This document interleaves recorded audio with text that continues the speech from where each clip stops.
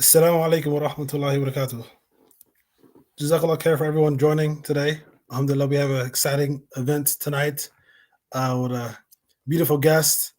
Also, first opportunity for us to have a few voices to be heard tonight.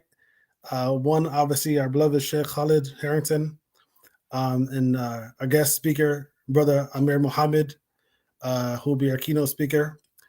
Inshallah, we look forward to this amazing Mubarak night, inshallah, around the historical walkthrough for Muslims in America. Before we actually get into the heart of tonight's event, like many months, we always have a monthly event as part of Islam in Mind, and this one is unique because we have the opportunity to kind of reflect on not only history but history of Muslims in America. So whether you are a Muslim in America or a Muslim American, whatever you go by, the history is still relevant and important to us as well as you, inshallah. My name is Brother Ali Langston. I'm the program lead here at Summer Mind, and I welcome everyone, you and your families, to tonight's event, inshallah. The agenda for tonight is we'll have a quick reflection, remarks from Sheikh Khalid Harrington, and then we'll introduce our speaker, Brother Amir Muhammad, and we'll dive into the history and the many insights he will be able to provide us tonight, inshallah. So look forward to a night, blessed night, inshallah. So first we'll pass the Sheikh Khalid for a quick reflection, and then we'll dive into introductions, inshallah. السلام عليكم ورحمة الله. الحمد لله والصلاة والسلام على سيدنا محمد وعلى آله وصحبه أجمعين. أعوذ بالله من الشيطان الرجيم. بسم الله الرحمن الرحيم. جزاكم الله خيرا جزاه to all of you, whether you are watching this live or you are watching it at a later time. As Brother Ali stated, these monthly programs, we want to try to bring in guest speakers like our brother Amir Muhammad, on a variety of topics and people who have expertise in a variety of subject matters, which is extremely relative to the Muslim living in America today and dealing with life as a Muslim today. The topic of history itself, I'm not going to take up too much time because we want to give as much time as possible to our guest speaker. But I just wanted to just mention that this topic of history is so relevant today because we are dealing with certain issues regarding, inferiority complexes, identity crises, things of this nature. And one of the big and key solutions is know your history. This cannot be, we generally in the traditional subjects, the traditional, mashallah, areas of learning, we talk about fiqh and we talk about aqidah and we talk about tafsir and usul and mashallah.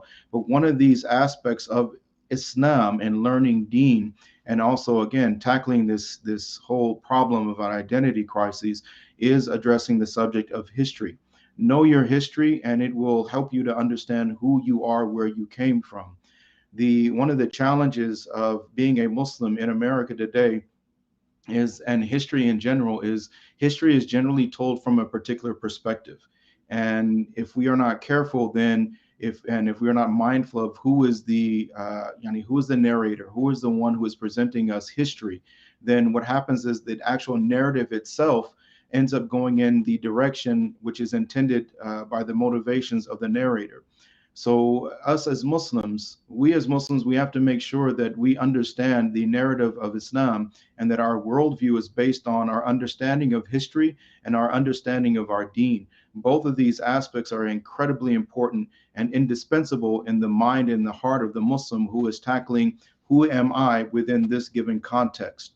And for that reason, alhamdulillah, we have our brother Amir Muhammad who is joining us this evening. We humbly request that you give him your rapt attention. And mind you that this is not about, because again, some people approach, whatever program with the mindset. When you're talking about history, you're talking about people essentially. And people within given contexts and what they've gone through and what were the conditions of the circumstances as they were going through it, and so on and so forth. And anytime you're dealing with people, you're also dealing with the fallibility of human beings. So when we're looking at people, even us, ourselves included, we're looking at the good, the bad, and the ugly. We're looking at the shortcomings and the strengths. We're looking at, the bad times and the good times. Those times where maybe you fall on your face, but then those times where you get back up and Allah subhanahu wa ta'ala elevates you. So this is incredibly important for us to make sure that we keep these things in mind when we're talking about history. This is not about right and wrong necessarily. These are the facts. This is part of who we are, and this is how we. It's a portion of how we got to be where we're at. And if nothing else, also it is also a very important aspect of what we are dealing with today. And again, the overall narrative. And as Muslims, especially in our education system, in our masajid, in our family, we have to take back control of the narrative. We can't allow the narrative to be dictated to us, and thus our worldview dictated to us by a perspective which is outside of the folds, the parameters, and the boundaries of Islam. So with that, inshallah, may Allah subhanahu wa ta'ala bless all of you. May Allah ta'ala continue us down this road of learning our history, understanding who we are, where we came from, and then based on both of those, understanding where it is that we want to go in terms of the representation of the civilizational values of Islam, and ultimately the preservation of Islam in the hearts and minds of the generations to come. Jazakumullah khairan jaza. So before we get going with tonight's event, I want to do justice to Brother Amir, give him a proper introduction. He didn't ask for this, by the way. He was pretty reluctant for me to expound on what Allah blessed him with, but I'm going to take a moment just to tell a little bit about the brother. First and foremost, out of respect, I have to say, Brother Amir, he's good, close friends with my belated father and uncles and family. So out of respect, I thank him for taking the time to spend time with us tonight. The brother is reigning from DC, where he lives, alhamdulillah. Brother Amir is an accomplished and noted researcher, historian, author, and poet. I'm not sure he's doing poetry tonight, but we're focusing on mainly the history aspect. He actually is the president and co-founder of the American Islamic Heritage Museum here in DC. It was formerly known as CSAM, Collections and Stories of American Muslims. It as a travel exhibit, archive, and museum established in 1996. He is among the foremost historians and researchers on Islamic experiences in the United States, and a leading activist in creating public awareness around American rich Islamic history. Among other things, he's an author of 8 books, including names we can provide, but one of which are 7 Centuries of History from 1312 to 2000, as well as books regarding pre-Islamic and Islamic history, and as well as unique tombstones found in the United States regarding Islam, and about early Muslims in the Washington, D.C. area. Through his publications and articles, he has received national and international recognition in his magazine, and has sold over 150,000 copies of one of his books, Muslims in America, 17 Centuries of History. The brother has traveled the world, alhamdulillah, and lectured at various universities, pristine and local, and supporting different initiatives. We have the honor to having the brother tonight enlighten us with some information, insights, and history. We ask you to give him attention and due respect, inshallah. And at the end of this or during the session, feel free to post any questions in the chats, subscribe to our channel, or write down your question for further input at the end, inshallah. So we'll give our brother Amir Muhammad the floor. Bismillah. Bismillah ar-Rahman ar-Rahim. Assalamu alaikum wa rahmatullahi wa barakatuh, everyone. My brother, can I be able to show? All right.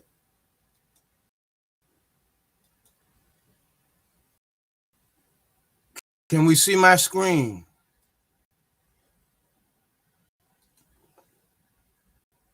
Can we see screen? Assalamu alaikum, Brother Ali. Can y'all hear me? Can y'all hear me?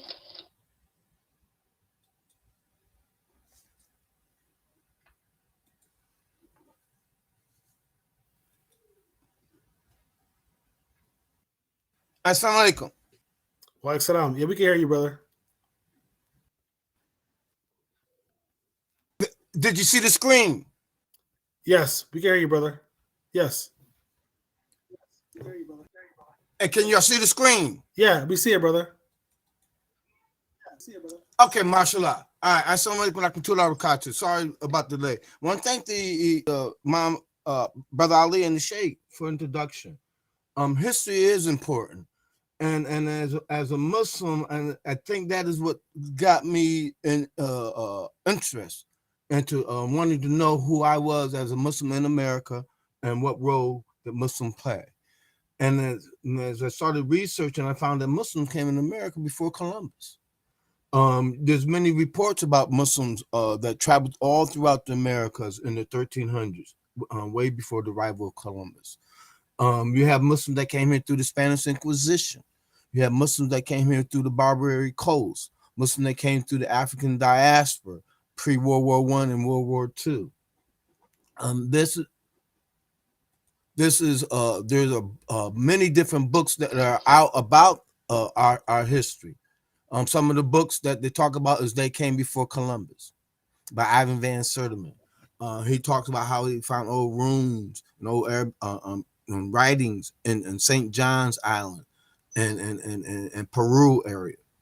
In this book, Saga of America by Barry Fells, he talked about how he found Muslims in the four corners of the United States, Utah, Colorado, early on, an old Libyan script, Kufic script, all throughout. And both of these are Harvard professors that talk about it. Then you got the early presence of early Africans. These are two books that talk about Columbus and his journeys.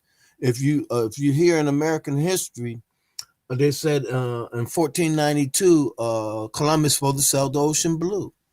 But if you look further in their history, they thought the world was flat. It wasn't until they conquered Grenada in 1492. That was the end of the fall of Grenada. And then once they conquered Grenada, they found the maps that they used as the Muslim world was used in their traveling. And as well, Christopher Columbus had two Muslim sailors, descendants, the Penzar family, was ship captains of two of his ships. But prior to that period, you have the Muslim that came from Mali. There's the report stories that Mansa Musa's brother, Abu Bakr, was the first leader of the Mali Empire, and he made two annual journeys. One journey in 1311, came back about 1312. The second journey in the 1320s, and he never returned back. And there's reports that they named Honolulu and Hawaii. There's traces that these are words out of West Africa. This was the Mali Empire during that time. These are a lot of your nation states, Liberia, Libya, and the other countries, all in that point. Muslims used to travel, just like we see the hurricanes coming from the West Africa coming over. There's a waterway current that will push them in. You see a waterway current. That's why you see a lot of in this area Muslim reports, and in Brazil and this area. Then in the Caribbean, you hear a lot of reports of Muslims. And then you're coming up in here into Georgia, South Carolina, all the way up to Charleston area. We're going to talk about how they found Muslims up in that point. And these are just some of the articles or words out of those books that we talked earlier about. We said something about the two captains, the Muslim captains, that was of the ships, and how Christopher Columbus saw old ruins of old mosques in Panama and Cuba. And then in the gold that they use, they called it Guinea or Ghana, which is really the same. It had the same measure of gold and metals that they made the gold in West Africa. Another influence that came, if you look, matter of fact, there's a cause and effect. When we lost Spain and through the Spanish Inquisition, we got pushed out. The first people that came down to enslave us was the Portuguese.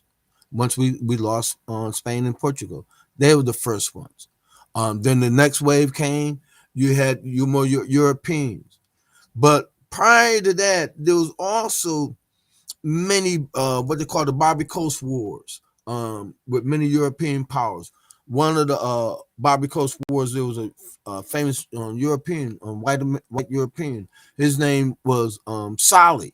Once he took on converted to Islam, his name became Salih, and they named the town after him, Morocco, Salih, Morocco. Out of the first 10 international peace treaties, 5 was done with Muslim countries: Algiers, Libya, and Muscat. Out of the first 10 international peace treaties, what it was the United States wanted free waterway rights so they could travel throughout here. We had Thomas Jefferson, John Adams. They was diplomats to the Muslim world. That's why there was that familiarity with the Muslim world based upon that. If you look at and go further even in history, if you trace where the Spaniards were, they were the first conquerors of the Muslim Western Muslim Empire, through the Spanish Inquisition. Muslims of West Africa and out of that Moorish period travel all around this area. There's a fort in Puerto Rico called the Fort of the Moors. In that fort, there's the wall that's facing the ocean has this old Arabic old script of Arabic on it, on the walls. In old downtown San Juan, there's a restaurant there with Turkish tile and the Arabic script written on it. And there's at least 4 masjids in Puerto Rico. You know, they say that there was over 5,000 Jews and Muslims that were exiled, out of Spain and Portugal, and they scattered abroad. Some came went back to Africa, and many came over here. And you sign is one of the points that validates this guy right here, Estevanico. And African American history scholars like J.A. Rogers and Carter G. Woodson, they call him Negro Stephen or Little Stephen. And some Islamic works, they call him Mustafa. He's credited with discovering Arizona and New Mexico.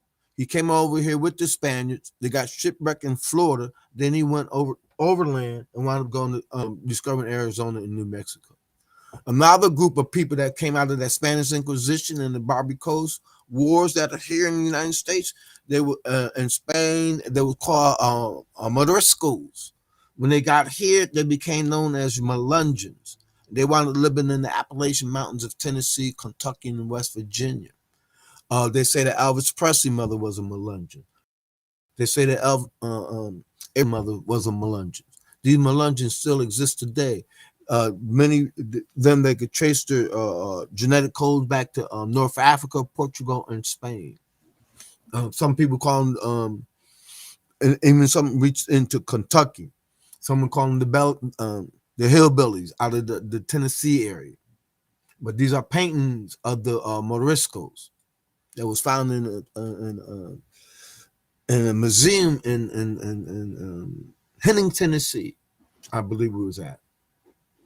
This is another map of Morocco with Salih.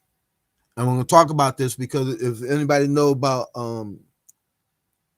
Coney Island in New York, if you go back and read about Coney Island, the first European, the first person to land and settle on Coney Island was a Muslim, Anthony Van Salih. His father was that Muslim that Salih Morocco was named after. He's reported, matter of fact, they used to criticize him about being a Muslim and his separatishness and his separate thinking. But he is credited with being the first Muslim here in the Manhattan area in the Brooklyn. And they used to call Coney Island Turk's Island. Some of his descendants are Muslims today. This is the mother of this young lady here, and they're both Muslims today. Another known Muslim in the early on that period, or the first known Muslim that they identified was Anthony the Moor, who came into the Maryland area as an indentured servant. Another group of people that were had Islamic roots tied to them, but were not known as Melungeons, but they was the Moors of Delaware. Some of the descendants still live there today. They married amongst the Nagaco Indians. There's and someone they live in outside of Dover, Delaware, and in Bridgeton, New Jersey. There's a book that was written about them called The Delaware's Forgotten Folks, and they married amongst the Nagaco Indians. And there's a lot of little different pockets or groups of people all throughout at least on the east coast of the United States and parts of California. There was the Moors of Delaware who married amongst the Navajo Indian. You got the Lazarus tribes in North Carolina. You got the groups, the Arab clappers up in upstate New York. You got the Red Bones out in Louisiana. There's different reports about many different indigenous people. Some of the reports they identify them as being Native American or indigenous Indians. Other they identified as being Melungeons, Moor, or others.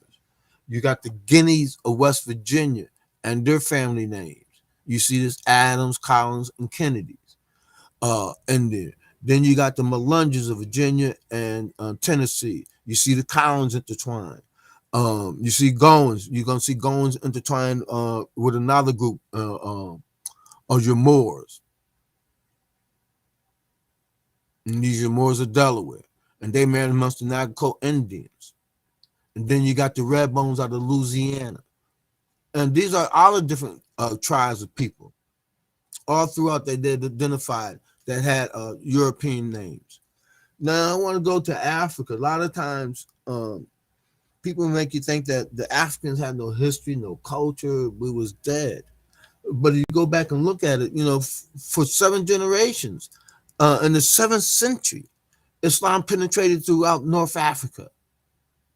And then by the 8th century, it went all up into Spain, Portugal, and when it made as far as east to it as France and Italy until they got pushed back. But we ruled Spain for over 700 years. Now, yes, they make you they whiten up the colors. They make you think it was other than African or someone black. First, it was the Berbers was a mixed tribe, but then they came in after Berbers started losing ground. They came in and got the Africans from West Africa, and this is where you got the Rock of Gibraltar, named after Tariq. And you see for generations the penetration of Islam. You see the 8th century, 9th century, 11th century, 10th century, 12th century, 13th century. Slave trade didn't happen until the 1400s. So we had culture, we had history, and you'll see it later on in the arrival of those people that were enslaved. Here, these are some maps of where they show you the slave routes and trade routes. But here, when they come down here, Muslims were not part of this penetration. Muslims, and they're not showing us the slave routes up here, where they grabbed us up the first time when the Portuguese first came down. They're not showing us those slave routes. But these are some of the slave routes, and Muslims are reported all throughout the Caribbean and South America and parts of United States. Some of the Muslim tribes that they brought in here was your Moors, your Seris, your Wolof, your Mandingos, your Tangerines, your Hausa, your Fulanis. A few Yorubas were Muslim tribes. These are some of the early photographs of them. And then how they would break us down. And I showed you earlier about Mali. This covered the area that covered Mali during that time of Mansa Musa. You'll see Guinea. In Guinea, you have Futu Toro, Futu Jallo. They was like Washington, D.C. and New York of their day and of their time. Some of the other tribes that they brought in, your Barbaris, your Berbers, I said Fulanis earlier, your Manis, your Malsi. These are some of the different tribes that they brought in, your Timis, your Vais. And in some reports and census records in the 1850s and the 1860s, they identified some of those names. Now, at the turn of the century, for me, you see 3 types of Muslim personalities come about. You see Muslim scholars, you see Muslim leaders, and you see Muslim entrepreneurs. One of the earliest Muslim scholars that we know documented in the United States as a Hafiz was Job ibn Dijallo. Job was known as a high priest out of Bono. Job was called the fortunate slave because he was only enslaved for 3 years. He was enslaved, got captured, and brought into Annapolis, Maryland area in what they call Kent County or Kent Island, and he was a Fulani. You hear 2 names of 3 type of characters in that movie, Black Panther. You hear him talk about Falanis. You hear him talk about Dijalo. Dijalo was like Smith or the Kennedy, but it was the scholarly family all throughout. And then in the spelling of that name, you see it across the different West colonial powers that conquered them. Like you see Jallo, Jallon, Jallow, and then with the French has that DJ as a Dijalo. These are two. This is a book that was written about him in 1968 called "The Fortunate Slave." This here is his story that was written in 1734. This here is the precursor to GQ magazine in 1750. They brought these Falanis in Philadelphia and was selling them as enslaved people. And this guy was petitioning to them saying, don't bring in no Falanis. You know, you can't break them. You can't convert them. Remember Job? We couldn't break them, couldn't convert them. And so when Job got his freedom and he made it to England, the dukes and the queens, and then they brought him gold watches, jewelry. They was amazed at his character, his ability to write, and his dignity that he had. And this is one of his letters that he wrote, and in there how he got captured and how they shipped him out of, not out of Goree Island, but out of Johns Island. Now, one of the youngest Muslim that found captured in the United States, this should have some interest to Brother Ali, is his name was his name is Vincent Smith in Connecticut. He was brought and was enslaved in Connecticut. He told them that his name was Bakir Toro. Remember I told you the two city states, Futujala, Fututoro, all up in Guinea. And he said he came from, his name was Bakir Toro. And they wrote it down different. He said he told him he come from the Dubaka River area. The Dubaka River still exists today inside Guinea. And he told them when he came at the age of 8, when he died, he owned over 100 acres of land in Connecticut. He brought his wife's freedom and 2 of his sons' freedom. And when he died in Connecticut, they put this tombstone up with that head was believing life after death as an angel, represent an angel. Now, in the United States, the law of the land stated that if you was a Moor or a Turk and your country got a relationship with the King of England, you got the right to be free. You can't own slaves, but you got the right to be free. And that was because of those treaties that was signed and the waterway rights that was given to them. Well, there was 2 Muslims that fought in one of the Barbary Coast Wars and got captured, lost and got captured. They agreed to come over here in the United States and work as indentured servants for 7 years. They did that bid, and then they were sold to another guy named LaRouche, and he worked them for 8 years. They petitioned the government in South Carolina, all in Arabic, and they did the translation. It was a Jewish woman that did the translation. One name was Adele Connor, the other one was named Amir Muhammad. They petitioned the government all in Arabic, and they won their freedom. And then in 1790, it was a group of 10 of them petitioned the government, and they won their freedom. And it became known as the Moore Sundry Act. But prior and in between that, in 1768, there's this letter that this Muslim that was enslaved in South Carolina, known as Toronto, he wrote this Arabic letter. It is now Fatiha and 3 of the last surahs of the Holy cool surahs of the Holy Quran. They told us that we couldn't read and write. It took them 80 years before they did the translation. William Hodges did this translation, I believe, in 1840s, before they knew exactly what he was saying. And Mala personality is out the 1700s during that period. We know him in American history as Kunta Kinte. But if you go back and read the book Roots, you'll find that his father's name was Omar. You know, West Africans like doing Omaro, like putting O at the end, so it's Omaro. His mother's name was Benta, which is daughter. In the book, talk about the blessings of Allah, talk about Ramadan, talk about fasting, some of his friends' names. And inside the Alex Haley's Museum in Henning, Tennessee, is this portrait of the actor Chicken George. You see him dressed in a throw with a corn pipe in his mouth. When years ago we used to go down there and they said that they thought he was in his pajamas. What man's gonna go in his pajamas, go get a photograph taken in his corn pipe? He think he's styling, and so you go get the best thing he has, his throat. This here is a monument Ironing the ride with Kunta Kinte also in Annapolis, Maryland, not far from when Job came in. These are some runaway slave advertisements. We found many more all throughout the United States, but I just picked out 3 of them. One, this is a guy named Mustafa. They call him Moose. Now, Mustafa and his slave owner had a scheme going on. That he would sell Mustafa to one slave owner. Mustafa would escape, and they meet up again. Then get sold to another slave owner. They did this hustle from North Carolina all the way up to Richmond before they departed.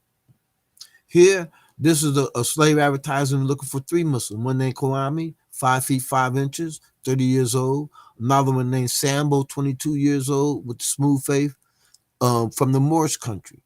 Another Sambo, 25 years old, 5 feet 5 inches. When I grew up, they used to make mockery of that name, Sambo, Sambo, where you been? Well, when you start going back and investigating, many West Africans named the children Sambo or Samba. They named the second child after that name. And come to find out is that name that means a warrior child. If you got any children, that second child always want to compete with the oldest and dominate the younger ones. And the African identified that spirit as a warrior spirit. And that's why you see a lot of Sambos and Samba. Another name that they named, and we see this name appear in American history, Lambie. Lambie, there was a Lambie J and a Lambie Kimby. We'll come find out many West African countries that Lambie is really Elamine. And they named their first son Elamine or Lambie. Here, this is a runaway slave advertisement in 1774, looking for a guy named Muhammad. Hard favorite. But his name was Muhammad. And this is that Moors Sundry Act that I talked about earlier, freeing the Moors. It was 10 of them, 5 males, 5 females. Once again, based upon if you had a relationship with the King of England. And some of the Muslims today, or the people of the Moor Science Temple, people that identify themselves as Moors, take this approach to try to get their own sovereignty away from the United States. During the Revolutionary War, Muslims fought in all the American wars. Be right or wrong, they fought in all the American wars. In the Revolutionary War, we found at least 6 people that had Islamic names. One was named Yusuf ibn Ali. He became known as Joseph. This Ibn is Ben, Heli is Ali. His family name is Ben Heli. And he fought with General Sumter in Sumter, South Carolina area, what they called them the Turks of South Carolina. There was another brother named Babbitt Muhammad out of Virginia. We found 2 others, one named Yusuf or Joseph Saba and Francis Saba. These 2 are Revolutionary War heroes of African American heritage. Peter Saline and Saline Poor, both from out of Massachusetts. They did these postage stamps honoring them. Peter Saline, when he fought in the Revolutionary War, got his freedom. His enslaved name was Buckminster. He changed it to Saline. I know in American they say Salem, but if you go look up in the Western dictionary, they tell you this Salem root word is Arabic, and that root word Arabic is peace. Now here, this is a letter from the Sultan of Morocco to President George Washington after George Washington had wrote him a letter. And then this is and then the war broke out. This is George Washington's letter back to the Sultan of Morocco. Sorry, you may not be able to see this clear, but this is the translation of the ratification of the peace treaty. You see John Adams' signature, and you see Thomas Jefferson's signature in 1787. Both of these were U.S. diplomats to the Muslim world all throughout. So they had that experience of the Muslim world. Where Thomas Jefferson had a Quran, and the first Muslim elected congressman took the office on one of his version of the Quran. He had it's a 2-set volume. And then John Adams had a Quran, and his Quran is in his library. Here in Virginia, one of the articles of the Constitution says that as the government of the United States of America, it is said that it is not in any way founded on the Christian religion, as it has itself no character or intimacy against the laws, religion, or tranquility of the Muslim men. And as the said states never have entered into any war or act of hostility against any Mohammedan nation. So it's basically telling us, and you look at the law of the United States, or the people that came to the United States, they were running away from freedom from religion and freedom to practice religion. This is what they suck, they came here for, and they was inclusive for all. And then when you come into the 1800s, you started finding Muslim personalities, individual Muslim personalities appear in American history, and how they appear because of the religious consciousness, the taqwa. One is Yarrow Mahmood in the Georgetown in Washington, D.C. area. He owned property in Georgetown. He was known for dickering. He was known for praying. He was a great swimmer. He used to make nets, fishing nets. That was one part of his hustle. And he was a hauler. He had a hauling business. Yarrow was so popular where that there was two famous painters that painted him. One was Charles Wilson Peale. He painted many presidents, and he painted Yarrow. And you see this dignified painting of Yarrow. This painting hangs up in Philadelphia Historical Society today. The other painting is a painting that hangs up in Georgetown Public Library. This is one of the census records of Yarrow. In the 1800s, his name was Negro Yarrow census. In the 1810 census, his name was just Yarrow. And then in the 1820, they spelled his name Yarrow Mahmood. And then in the paintings, they spell it Mahmoud. Also in the 1800s, you got reports of the first Muslim community, imam, or the leader in the United States, known as an imam. He was amongst what they call the Gullah people. In the coastal Georgia, in the lower coastal Georgia, outside of Brunswick, Georgia. Today, we hear about the area is Abaду. Ahmed Abadu was murdered right there, St. Simon Island. That was the first one of the first Muslim communities was established right there. And the other one was on about 15 miles ahead on Sapo Island, and that was led by this brother named Bilali Muhammad. There's a movie that they did called Daughters of the Dust. In that they portray one guy being the leader or being Bilali Muhammad. Bilali came famous in the War of 1812. When he told his slave master in the War of 1812, he said, look, I got 80 men to help defend this island. I can't count on the Christians that you own. He identified at least 80 of them being Muslims. When he passed in the mid-1820s, he left this book. They call it a Risala, a 13-page book, talking about how to pray, how to fast, reminding them about Ramadan and holistic living. In there, and this book is housed in University of Georgia in Athens. In their community, they made some of the first forms of concrete houses in the United States. It was called tabby, made out of sand seashells. This is one of the area, the section that they lived in, what they call chocolate. In the area on this plantation. Off that and in that plantation, we found tombstones, some with the stars, some you see with the name Benna, which is daughter. You saw that in Kunta Kinte. Outside on the mainland, in between Sapo Island and St. Simon, is an area called Darien. In that area, there's many stories about people being enslaved. One of the American stories in American film and movies called the Fanny Kimbo story. Talk about this white plantation owner who went broke named Pierce Butler.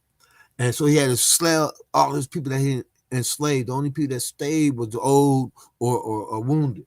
And on that mainland, there's a cemetery out there called the Butler Plantation Cemetery. And this is the first tombstone that I found. His name was Sambo Swift with the one finger. In here, now, and this one, I want to stop for a second. This is why it's important for us to research our history, our story. When you go into history books about tombstones, they say that this they mean that the person is pointing up to one to the heavens. But as Muslims, we know that Bilal ibn Rabah, when he was persecuted, he put up the one finger. After he couldn't say no more, when he couldn't say ahad with one God, he had to put up the one finger. And we was oppressed in those days. And we found these tombstones from Florida to tip of Florida where the Gullah people were, all the way up to Canada and out west to Kansas, all throughout. Some with Islamic names, some with most of them with American names. But in the 1800s, and I'm gonna come back to that in a few. But this is his book, and this is housed today in this leather pouch in Athens, Georgia today. And they told us we couldn't read and write. The other his partner or leader at that time, and matter of fact, both of them, Bilali Muhammad and Salih Bilali, they're both plantation manager leaders out of the Western books that you could read, over 450 people, both. So they was leaders. And Bilal was a leader of a Muslim community. This Salih Bilali, one of his descendants was Robert Abbott, who started the Chicago Defender newspaper. Jim Brown come from this area. This is one of his great grandsons. In 1940s, they still had the name Bilali. In the documents, they call it Sullivan, but you go back and look, there's no European enslaver down there with the name Sullivan. They said that the name was Suleiman. Here, this is his deed that he bought in the 1940s. It still say Bilali Sullivan Estate.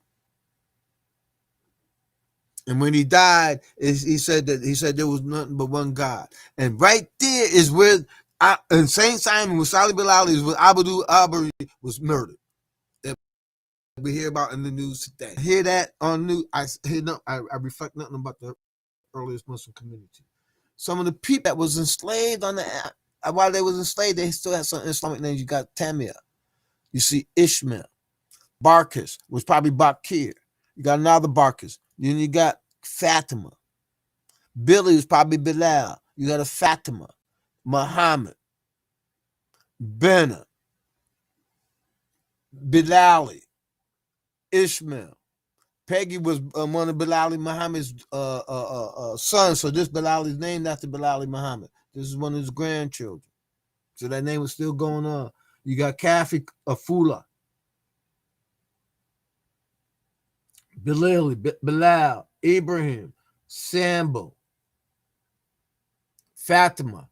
So you see, Fatima was really popular amongst us. Suleiman, Amiri, you see Jack Ishmael, Tom Africa, Tawa, Amirata. Amirata is the same name that Harriet Tubman had.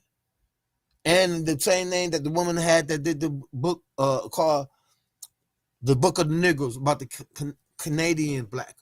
Matter of fact, even with some of the blacks that made it in Nova Scotia, the group from Salih Bilali on St. Simon Island joined the British, and they got their freedom, and they moved some of them up to Nova Scotia. Some of the free blacks in Nova Scotia was some of those Muslims from there. And in Nova Scotia, in one of the early cemeteries, we found tombstones with the one finger on it as well. Here's another one of the same plantation on St. Simon Island. Muhammad. Now, he was valued, this one spelled a different way. 25 years old. You got a Fatima, Suleiman, Arula. And they were called the Gullah people. A lot of times, slang, we know them as the Geechee. If you ate a lot of rice, they call you old Geechee. Old Geechee really was a slang word of the Gullah people, those Galala people, the people that believe in Allah. Right now, they say the people they call Gullah means the people that believe in God. But initially, it was those people that believe in Allah. Here's another in Jacksonville, Florida. You see him with a kufi on. And it looks like an African garb type shirt.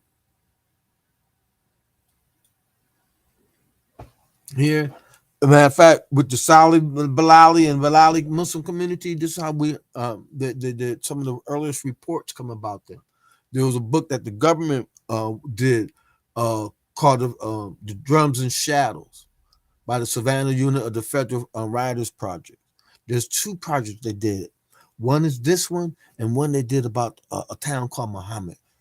Inshallah, I'll talk about that in a minute. But within here, some of the reports, like this patient Spalding. Matter of fact, one of my cousins is married to a descendant of these Spalding. Used to say that they remember the people praying on her knees, saying I mean. Some saying praying in the morning before the sun up, and for putting her head on the floor 3 times, saying I mean. Who finished her prayers as saying Assalamu alaikum. Malcolm and Rachel Grant talking about she was talking about how she remember her grandma.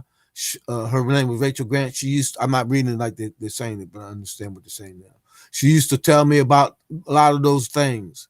I remember she used to pray every day at sunrise at men, Fajr, for her. She might combine also, them people were letting them pray all the time. And then at sunset, she always faced the sun, which we know is the east.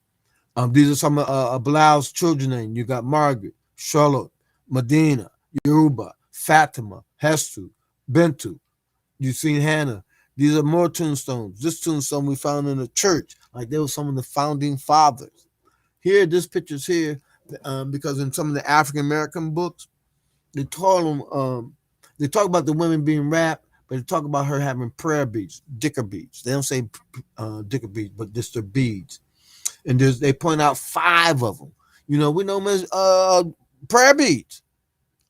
And these are rituals and traditions, but non-Muslims will not recognize these things, will not see these things, will not understand it.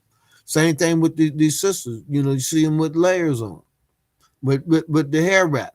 All of them don't have the hair wrap, but we just take for granted. We don't realize that them came out of Islamic tradition. And so there was that modesty with them. They built some of the first forms of housing, concrete, as I said earlier, out of sand, seashells, and limestones. These are some of the rooms. This one back here has a multi-million-dollar house in back of them, but they can't tear down the rooms. They redone these. This is one of the first hospitals that African Americans built.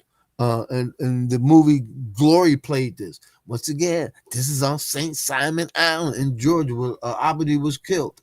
Matter of fact, years ago, you used to be able to go on it. Now you cannot. It's a golf course, a reserve that you can't even go on it. There's another house in Jacksonville, Florida. They call it the Moorish House on Bay Street. You can see the Islamic architect. Now, I'm not saying that sure if there was a Moorish house as a masjid or just, Moorish house as a design. Now, also in Georgia, in Savannah, Georgia, the first African Baptist church, which was established in the 1850s, on the second floor of all of its pews, has this Arabic script written on it. It's a jammy script.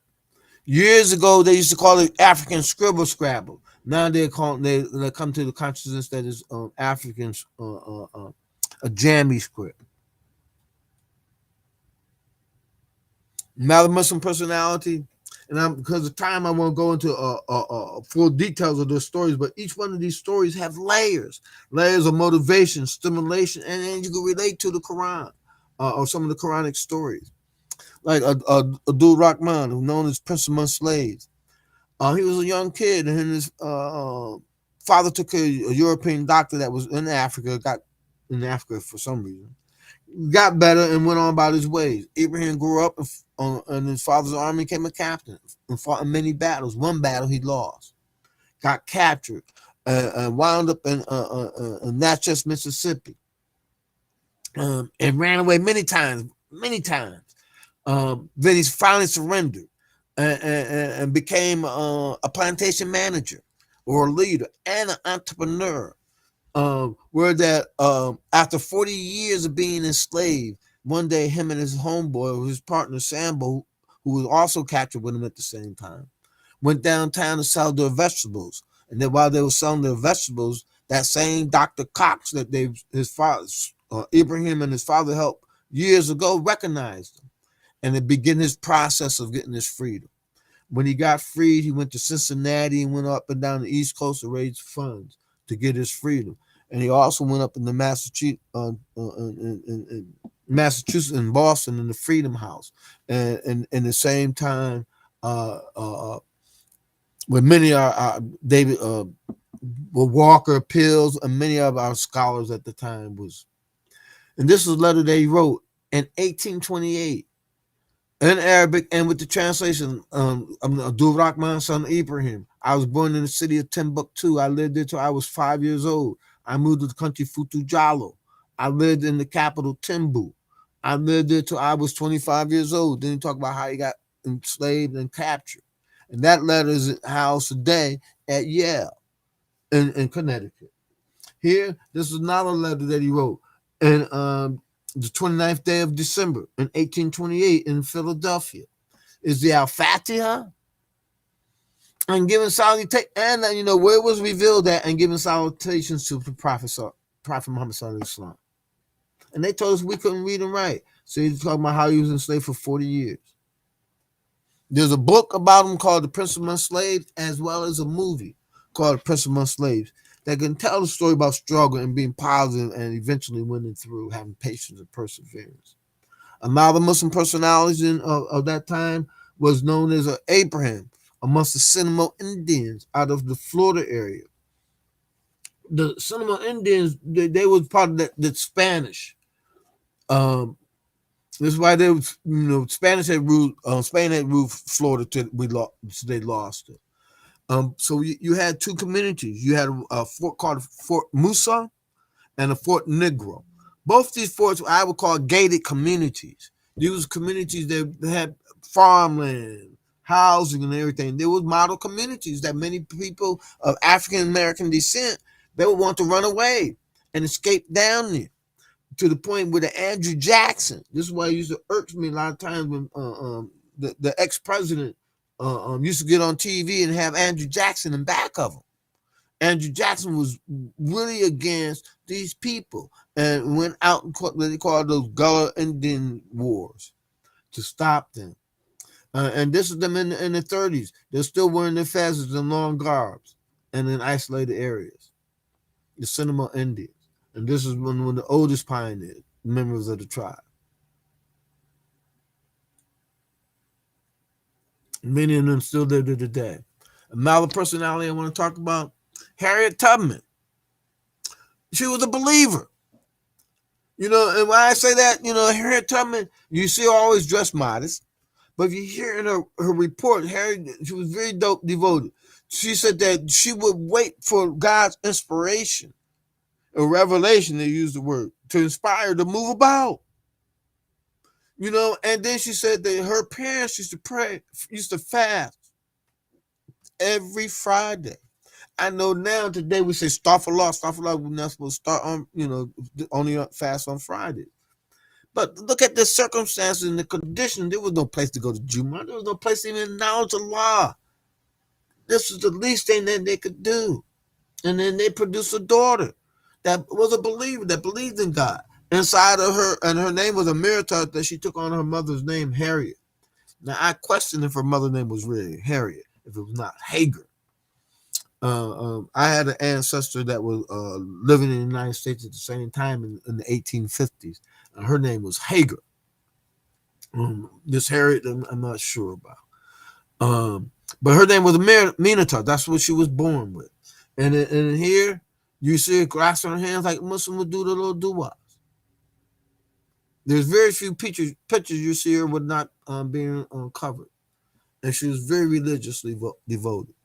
Now, the same group of people that she come from, down that area, Eastern Shore, which Kunta Kinte wasn't that far from, Job wasn't that far from, they built their churches. Now, you see in the African American history, the first Christian type group of people that African American people became was what they call African Methodists.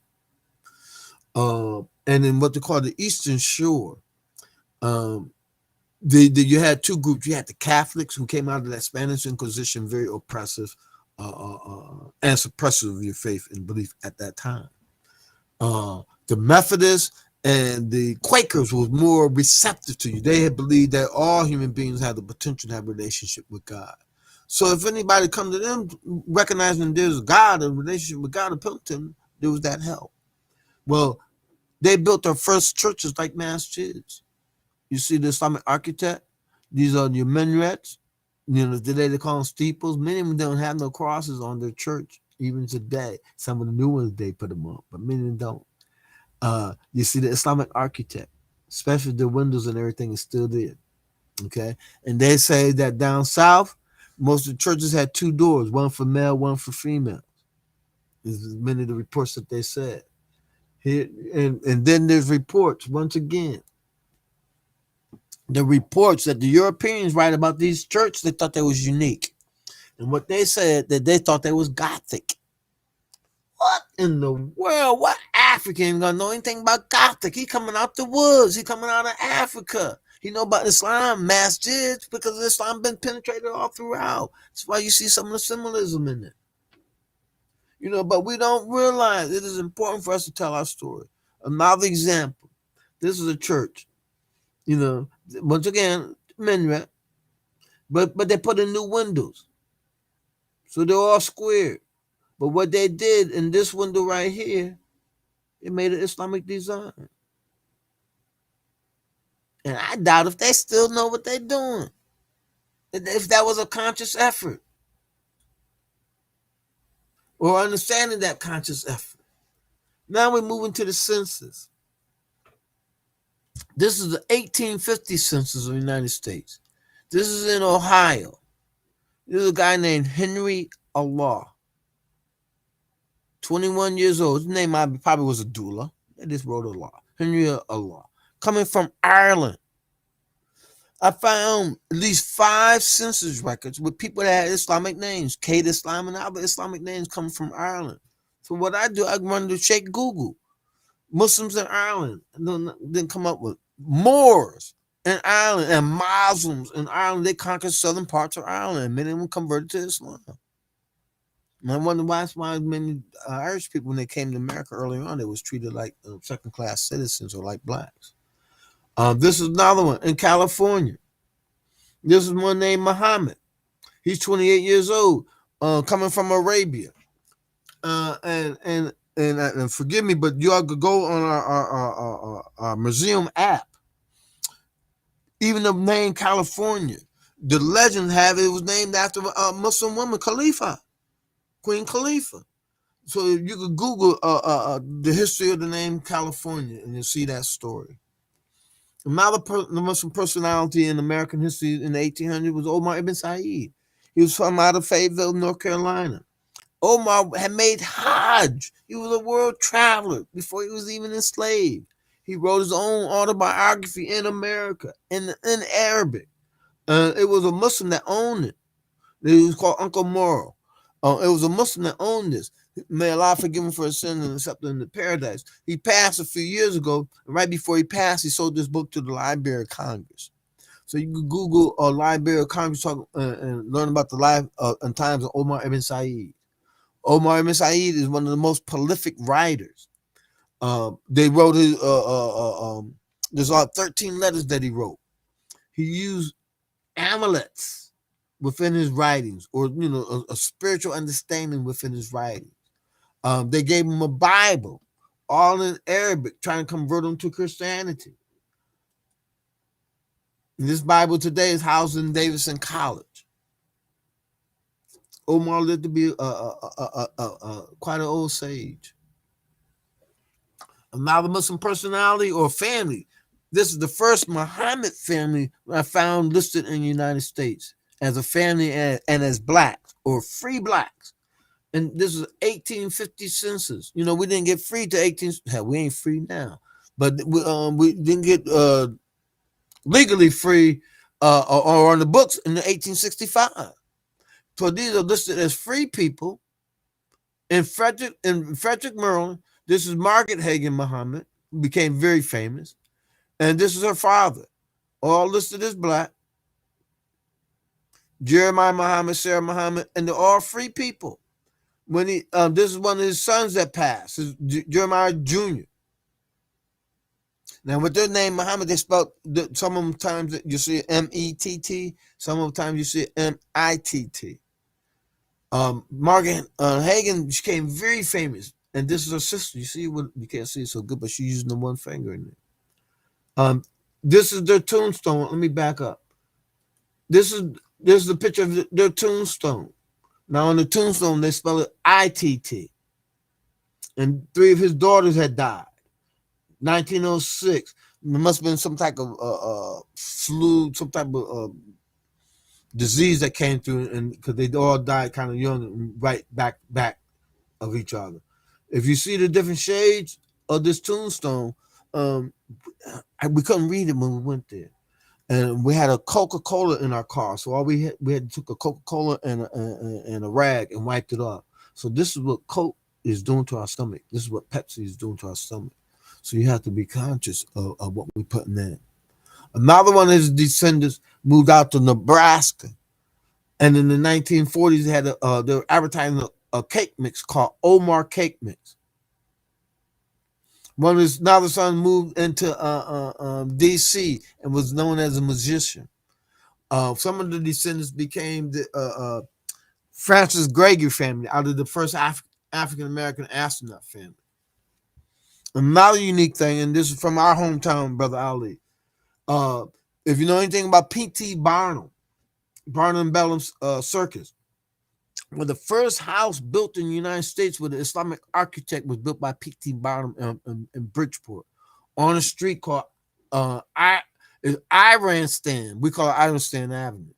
Iran Stand Avenue, where P.T. Barnum built this house. This house was burnt down later on.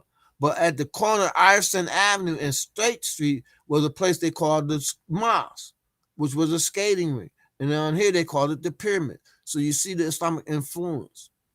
And then still today, this is the museum. If you're going from Stanford to New Haven, anywhere, this is the P.T. Barnum Bellum's museum, and you see the dome and the minaret design is still there. And this is in Bridgeport, Connecticut, after the Pavilion. The Royal Pavilion in England. He modeled it.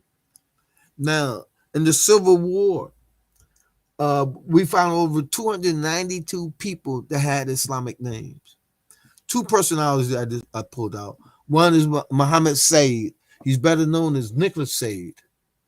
Nicholas Said, man, Allah said out of darkness comes light. Nicholas Slade got captured in one of the wars in North Africa. That's like with Morocco and Mali, and with the Tangerines. He got caught in one of those wars, and he was sold to was enslaved by this Moroccan. That Moroccan sold him to a Turk.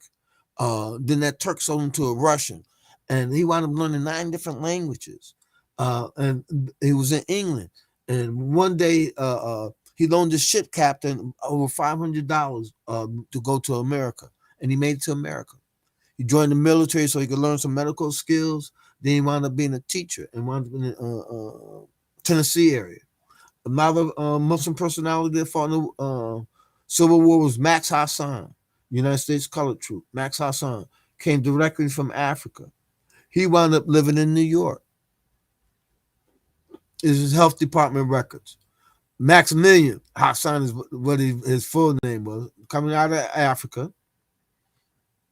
Okay, he lived at one point lived in the poorhouse, but his census records show that he lived in New York. This is the Quran that was saved in Tuscaloosa, Alabama during the war, the Civil War.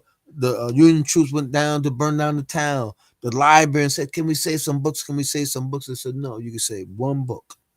And this is the one book that they saved. And it says the only book saved during the fire. And this book is housed today, still in Tuscaloosa, Alabama.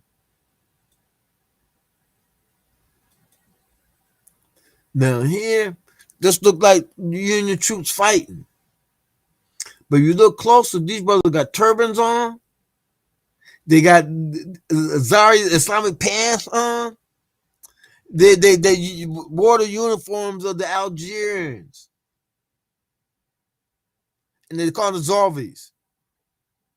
This right here was a battle in Fredericksburg, Virginia.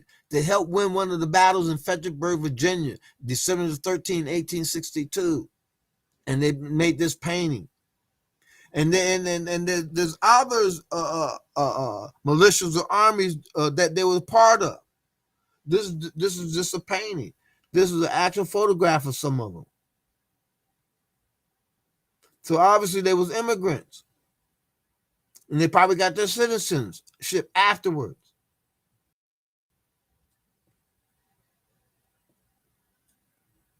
They helped win the Civil War. Another personality in American history. He was better known as High Jolly. I'm an old guy, so I used to watch Cowboys and Indians. There's a cowboy picture called the Southwestern Trail. In that Southwestern Trail, it portrays three men as Arabs making salat, getting up. One of those men was Hajj Ali. When he died in Arizona, they built this pyramid for him and put camels on top. How him and those three other guys came in, the United States Army hired them. They brought over 75 camels all around the Muslim world, Syria, Lebanon, Turkey, in parts of North Africa, all around the Muslim world, to see what type of animal will be able to go take the troops out west through the desert. And Andrew Jackson, once again, dismissed it. These are other tombstones that we found. I talked about the Sambo Swift one. These we found up in North Carolina. These are in Connecticut, which blew my mind. These tombstones are in Connecticut. This is another one named Usman or Osman Rahman. They spell it Rockman. Rahman. This is up in Connecticut. This is up in 1845. We know it's Rahman, the other. All throughout. These are tombstones that we found in a town called Mecca, Indiana. This is Al-Fatiha, but this is Arabic script, but it's written in old Turkish dialect that was demolished in the 1922. This is a town, Mecca, Indiana. These we found up in Maine, upstate Maine. Here's tell you, Muslim man, Dafi Hassan, died 1906. Turkish man. Here's another Qasim Salih, Balowski. Balowski is still Bilal, but now I'm letting you know, out of Eastern Europe, Albanian Mohammedan. So you still got the roots of the words. It's like the Africans do Bilali, or the African Americans. They do that Balowski. Now these are those towns that I talked about. You got Morocco, Illinois. You got Muhammad, Illinois. In Mecca, Indiana. There was a group of people called the Ben Ishmael tribe. Used to make annual journeys till they got pushed out. Matter of fact, Hitler. These people Hitler modeled after them to try to get rid of these people, the unwanted people. They tried to use genetics. This was the first group of people they tried to use genetics on. And so they escaped. They wound up going to Chicago and Detroit area. And when you later on, when we talk about Noble Drew Ali, some of his first followers were the Ben Ishmael people. And some of the first followers of Farad Muhammad was descendants of the Ben Ishmael people. In the town Mecca, Indiana, one of the earliest covered bridges, 73, pardon me, this bridge called the Mecca Bridge. Very small bridge. And there's two cemeteries. There's one they call the Arabian Cemetery. We found tombstones with the Tawheed on it, with the Arabic in it. And then there's another cemetery called the Hickson Family Cemetery, which we found these Arabic tombstones in. And there's only about 300 people in there, and they had a post office. This is that town, Muhammad. In Muhammad, Illinois, they say that Abraham Lincoln spent the night there. This town was made up of Melungeons and runaway African-American people. They didn't want this name, Muhammad. They tried to change it to Middletown, but there was already a town called Middletown in Illinois, and there it is. Now, what blows my mind, there's people that ride around all around, and Muslims and non-Muslims, man. You see this name Muhammad, and they don't even connect it because it's spelled different. You know, I found in World War I, there was 500 people, but the last name Muhammad spelled 41 different ways. M-O-M-A-H-O-H-M, 2 N, 1 M, E-D-A-D, E-T-E, E-T-T-I-T-T, 41 different ways. And they got Tawheed symbols. And in the earliest cemetery that there was. In this town, Muhammad, Texas. Now, this town, Muhammad, Texas, you know, these Texas, man, you know, this macho, cowboy stuff. Well, Muslims in America, there wasn't that macho, cowboy. There was camel boys. This is the third one. and he established his town in Texas. By the 1850s, from 1857 to 1916, they had a post office led by a guy named August Muhammad. And this is the plaque honoring that town, Muhammad. A guy that grew up in the other Muhammad was traveling and found out there was another town called Muhammad. And there's many other towns all throughout Lebanon. There's 29 towns called Lebanon, 19 Cairo, Egypt, Medina, Mena. Somebody had to really know something to do Mena, Alhambra, the Muhammad, Sultan. You got Darfur, Dahomey, which is really African. Ishmael, El Qadir is a town out or Ottawa that's named after a famous Muslim from Lebanon who saved some Christians. So they named the town after him. And the president gave him some weapons in honor of him. What type of timeline we got, Brother Ali? Assalamu alaikum. Minutes? A few minutes? So 15. 15. So what I'll do before question and answer, or 15 period? No, you got 15 minutes and then we'll get Q&A. Okay. I'm gonna just briefly go through some of the early parts of the 20th century. Inshallah. In the 20th century, man, you start seeing Muslims, man, all around the world, man. And the American Census, spelled with so many different names. Because of time, I won't go as much because I do want to point out a few other points. But you see them all throughout, all kind of names, and everywhere, all throughout. And it even let you know the different countries that they came from. You had 6 people with the name Hajj, Akbar. It just lists on. I should have probably did 2 parts. We found wills in the 1900s. The first Muslim resurgence of an Islamic idea and concept as an organization came in 1913 with Noble Drew Ali. He first established what they call the Canaanite Temple, which was Canaan, the children of Ham. One side of the children of Ham. Then they moved into being Moorish and their concept. They have Islamic ideas, Islamic concept. The other personality in the early 1800s and in the transition period was the first European American known convert, Alexander Muhammad Russell Webb. He was a U.S. diplomat and a journalist for the U.S. government. And then he also started an organization in upstate New York. Here, these are your first, what they call Polish Tartar Muslims. They established this masjid in Brooklyn, in New York, and by 1907. They used it as a culture center and everything, but these are some of the early followers of that time in that period. This here is a citizenship record of a Muslim from Afghanistan that came here in 1911 and got his citizenship by 1913. His name was Muhammad Khan, and came from out of Afghanistan. And you have Muslims coming out of the Turkish, not only Turkey, but the whole area that Turkey had rule and influence. A wave of Muslim immigrants. We talked a little bit about Noble Drew Ali and his organization. Matter of fact, I said earlier, some of his early followers were the Ben Ishmael people. He first started up in New Jersey, then he moved it out to Detroit. And he said he moved it out because he said the people was more receptive to Islam. And you see that was that group. Then the other group of Muslims that was on the East Coast was part of that Gullah Geechee group of Muslims. Now, with these Moorish people out the 30s and the 40s and the 50s, because the way they dressed, the rest of the Europeans didn't think they were really African Americans, so they was treated a little bit different.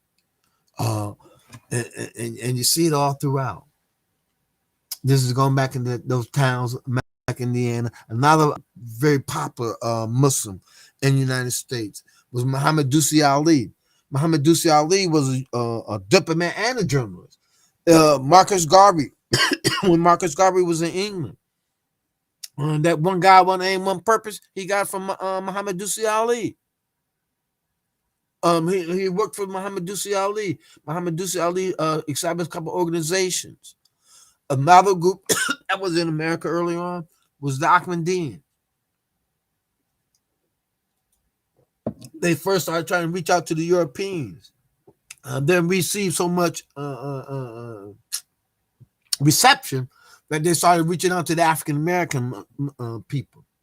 Now, and this here, now, man, because of time. Best thing I can say with most of the groups, the Moorish Science Temple, the Nation of Islam, Ezzeddin, Dr. Ezzeddin, all of the communities that came in America, you see an evolution of growth.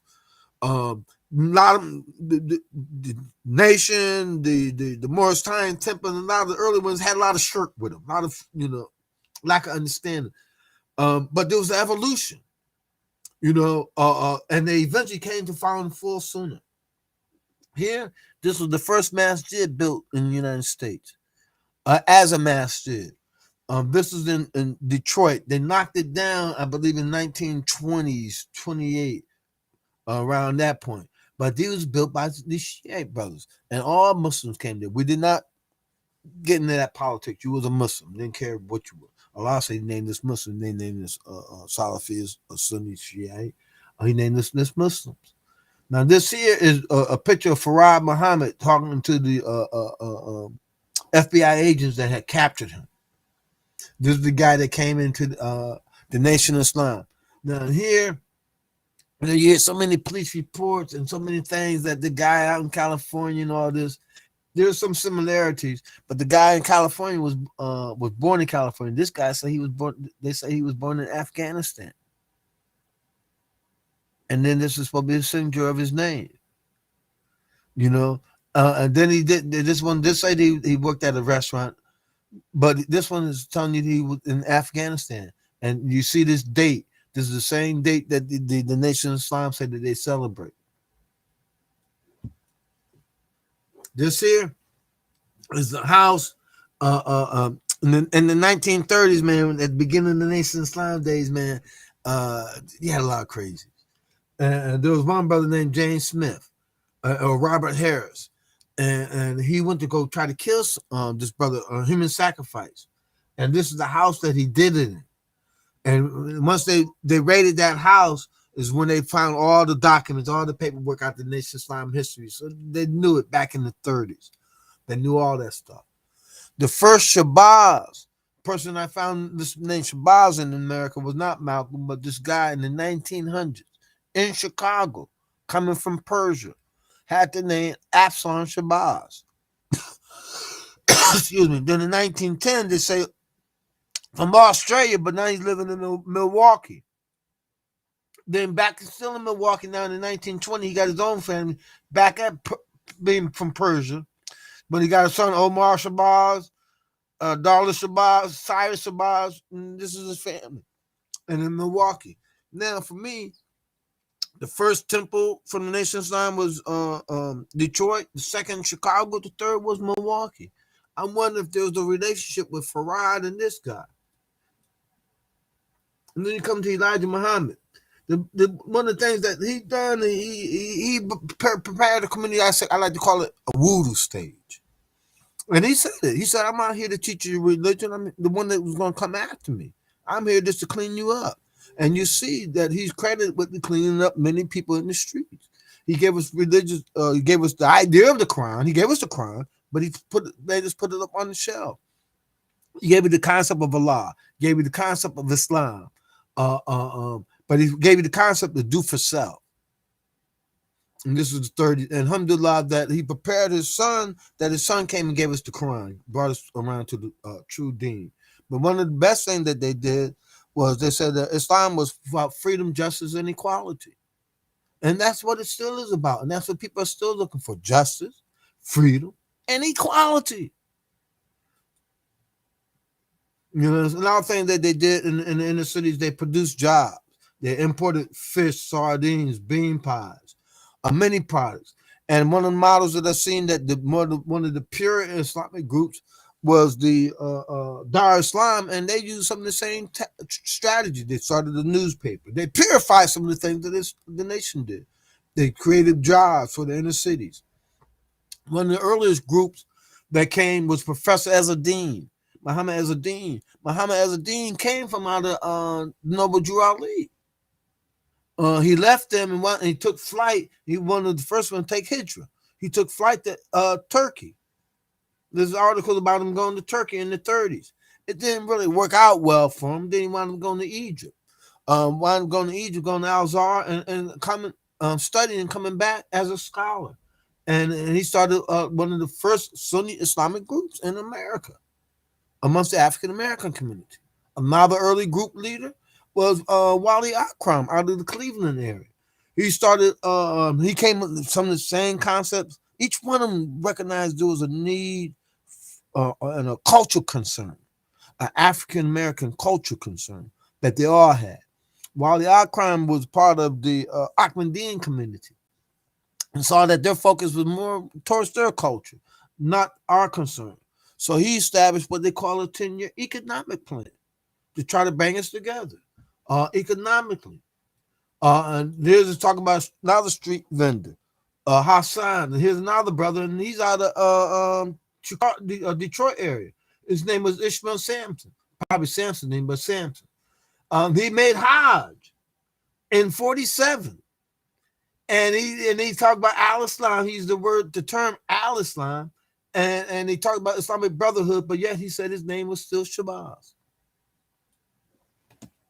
Now here, this is 1943. So in the earliest Sunni Muslim organizations, at least 4 of them got together. And this is Professor Azadeen here. These are your other Sunni Muslims all around coming together in Philadelphia. This is one of the first conventions. And then you got Sheikh Dawood. From Sheikh Dawood came a lot of the, it was a State Street Masjid in New York. And from him came a lot of Dar Islam, a lot of Islamic communities, a lot of Islamic leaders came from out of there. You had the Albanians. And this is their headquarters up in outside of Harperwood. These are some other tombstones. This is Nala Muhammad. And you see this one got 2 E's in it. Died in 1915. That's over 100 years ago. This is the second masjid, or the longest standing masjid. And this is up in Cedar Rapids. And matter of fact, they do the halal meat. The Myanmar halal meat is the community. You see that they was trying to come Western in the first generation. Then they started maintaining regaining their history and their heritage and motivation. Atlantic Records was opened and established by a Muslim, Ahmed Erdogan. Produced Aretha Franklin, Ray Charles, Rolling Stones, whole bunch. Another Muslim personality out of our time was Malcolm X. Hajj Malik Shabazz. Famous Muslim personality. Got streets, schools, everything named after him. And in the beginning, they hated him. You know, for his own pride. And this is meeting the different international guests and leaders. And Sheikh Dawood. Another Muslim personality, Muhammad Ali. The people champ, the world's champ. You know, and he represents that transition from nation or nationalist into profoundly pure Islam. And then the world hated him. But another lesson that we get from Muhammad Ali, I was in Canada. There's people that are being born with the name Muhammad Ali, named after him. Because around the world, people was taking pride in America. The House of Pharaoh, they see this man, black man, standing up, saying, my name is Muhammad Ali. Get off me. And he fought the world, fought the Western power, fought Pharaoh, and won. He gave pride to the Muslim world and to the African American people, where that you still see people like when they want to protest. Matter of fact, a lot of the sports people don't make the kind of money because of him. But the sports people, LeBron and them, their protest that was best fun if Muhammad Ali could do it. He's still an inspiration, still a guidance. And then you got Worthy Muhammad. Moved this millions of people from shirk, ignorance, and worshiping man and bad ideas into trying to follow pure Islam in the Quran and follow the life of Prophet Muhammad Sallallahu Alaihi Wasallam and help re-stimulate and help re-motivate and stimulate Islamic revival in our consciousness and in our deeds. Then you got Imam Hisham Jabber. He's the brother that buried Malcolm. He's the one that took over the Azadeen community. Alahuddin community. Yusuf, Dar Islam, and then Imam. Man, my mind slipping for a minute. Let me get H. Rap Brown out my mind. Imam Jamil Al-Amin. You know, for me, he was a civil rights hero. And I tell many people that Muslims didn't done the civil rights. We didn't fight for civil rights. We fought for human rights, human dignity. What was Prophet Muhammad SAW? What was a man for human dignity? And this is what we fought for. And these are other places. They look like masses, but they're not. They're shrine places.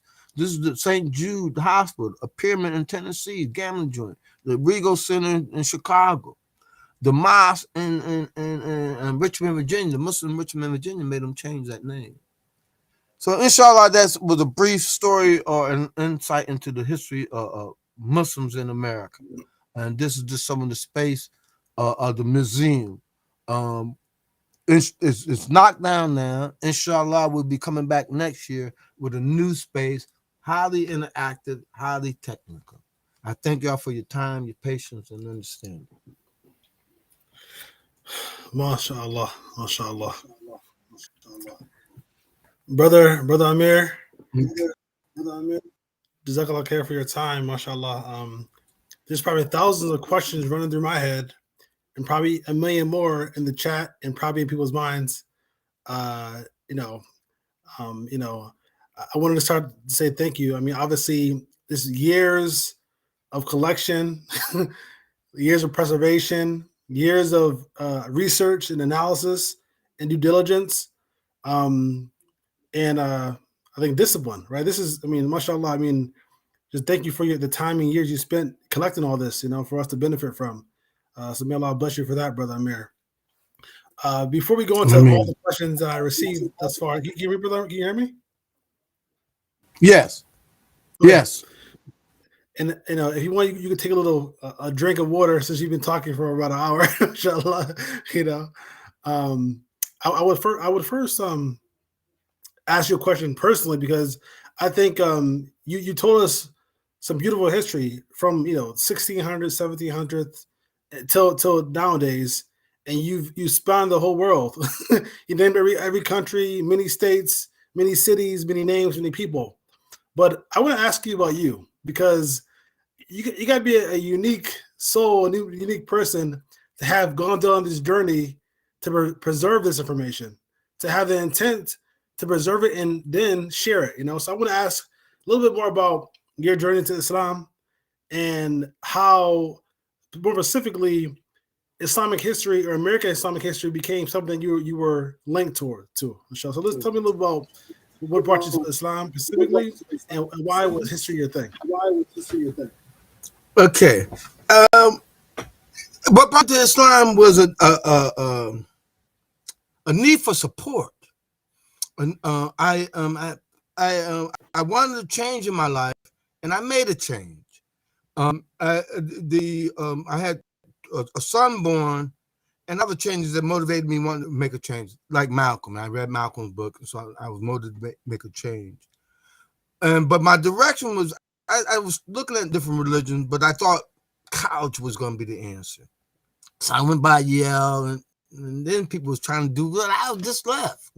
This is not me. I came up with brothers, just like with your family was a family of brothers, and I would, I had big brothers, so I could talk junk. I had protection, but then they were all, and I grew up with a religious vibe and a religious love consciousness. So, and I came to the streets. So now I'm like, I can't go back to the church. This wasn't working for me. So and the thing that I saw was the Nation Islam. There was a brotherhood. Was experience I didn't have no more. And then this brotherhood, in early years we worked selling the fish, the paper, and all that. So they built a camaraderie. Then Imam Muhammad came in and gave us the Quran. And giving us that Quran, started reading the Quran and applying the deen, started motivating us, purifying us, and then having a family a growing family. I wanted something better for them, so I had to think outside of myself. So I wound up moving to Richmond, Virginia. Mine, I came up. I put my father's family's out of Georgia, that self-independent or self-reliant spirit. My mother was out of Virginia, and she had a quiet spirit, religious spirit, love spirit, but a history spirit. Two things I say that I got out of my mother. My first African American teacher was my mother, and she said start African American history in her school. You know, my mother. I got stories that my mother was still sending me. And the other thing that she did made me, I thought was very, very important, was doing puzzles. My mother did puzzles, and we did puzzles. History is like a puzzle. You put this piece here, you put this piece here, and you have to have patience and perseverance before the picture could come. You know, so now I'm a Muslim in years past. I had a bookstore and grew into knowledge and awareness. Then I got a job at ACLU, American Civil Liberties, at the legislator's office downtown on Capitol Hill. I was like the third man in charge of the office, and for me, man, I was like what the Quran says, like a leech lock clock. I came from nothing, and I'm in a great position. I remember my first job I got, the guy asked me, can I sell? I couldn't tell him I sold the paper. I couldn't tell him I sold the fish, the bean pies, sardines.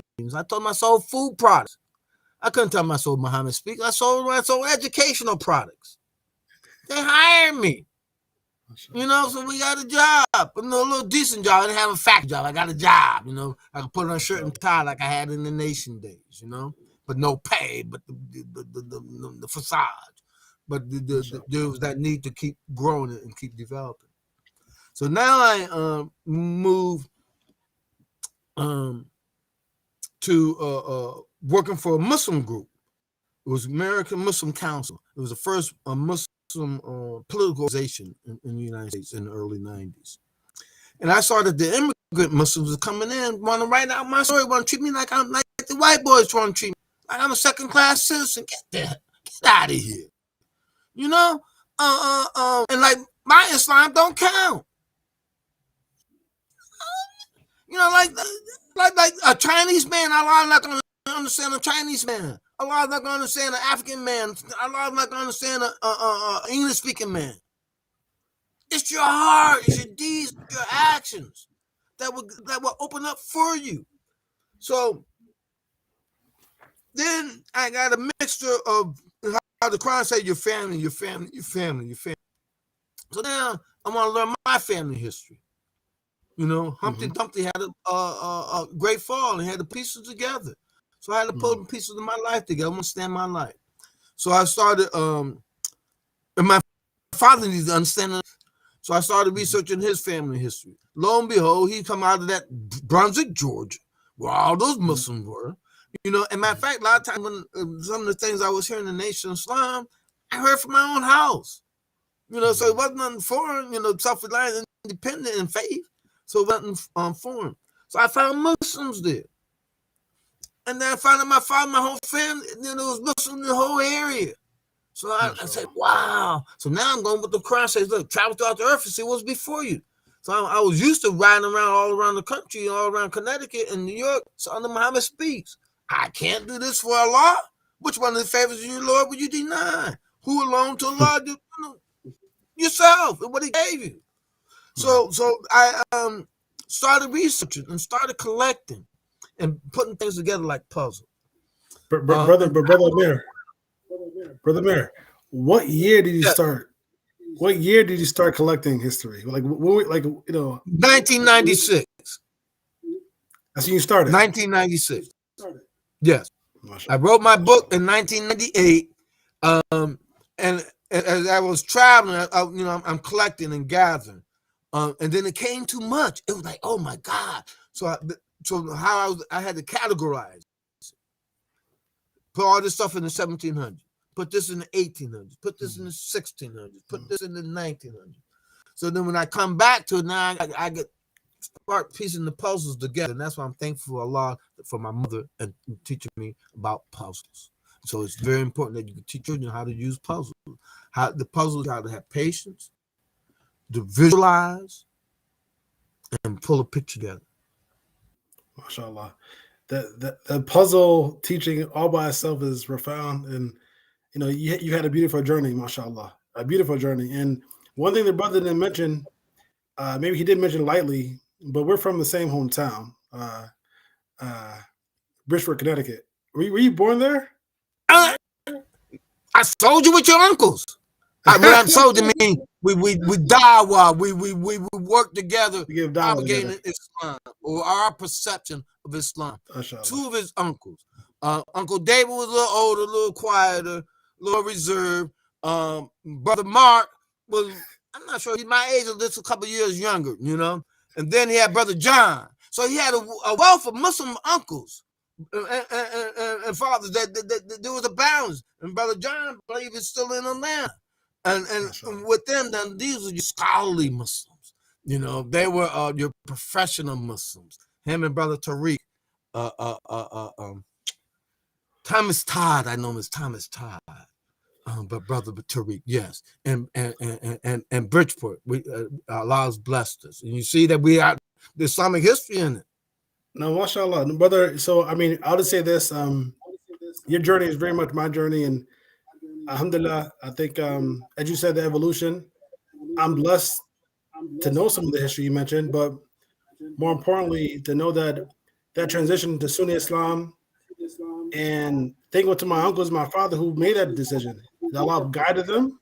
They made the decision, and now, alhamdulillah, my kids are better off as far as they're closest to Allah, inshallah. But with that said, number one, there's multiple requests in the channel, in the chat, and on my text for brothers. They're asking for a part 2, number one, because everything you ran through is not adequate. We need another probably 2 hours with you. So inshallah, if you can bless us with that, that's probably a request that we'll plan for. Secondly, Sheikh Khalid, he's asking if you can come to Chicago. A lot of the brothers are based out of Chicago on the call here, to visit us at their office and visit some of the brothers there. So that's a second maybe trip we'll be taking together. Brother, let's just work it out. Chicago, yes, just work it out. Yes, inshallah. Yes. Inshallah. Okay, so let's dive into some questions that are here in the chat for many other people. Let me see. Go over to the bottom. One of the brothers within some of mine, Brother Ways, he asked, do you have any videos or resources that you would recommend, just for people to start learning this history all in all? Yeah, our YouTube, America's Islamic Heritage Museum YouTube. There's a lot of videos. We just showed you. You'll hear the story of the Dr. Ezzeddin community, early Muslim community. You'll hear the story of the Islamic Party. You'll hear the story of Dar Islam. You hear the story of some of the Nation Islam. A lot of stories. You'll hear me talk a little bit about our Hamitic roots. So there's a lot of stories about on our YouTube. On our webpage, there should be a link. We got 2 web pages. I see you got AIH Museum webpage, but on the other webpage, Muslims in America webpage, we have a timeline, the 1600s, 1700s, 1800s, and in those timelines, some of the names, there are links on there. And may Allah forgive me, another source is our app, our new Muslim American Islamic Heritage Museum app. And that app will take you to a lot of little different links, man. Especially the legends that I did not talk about, like California, and some of those stories are all in there.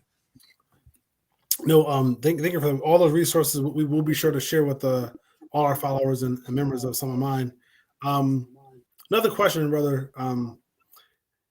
Was there any specific research or thing that you find that surprised you as you know engage in your research about Islamic history in America? Like, is there one single thing that was more profound than anything else?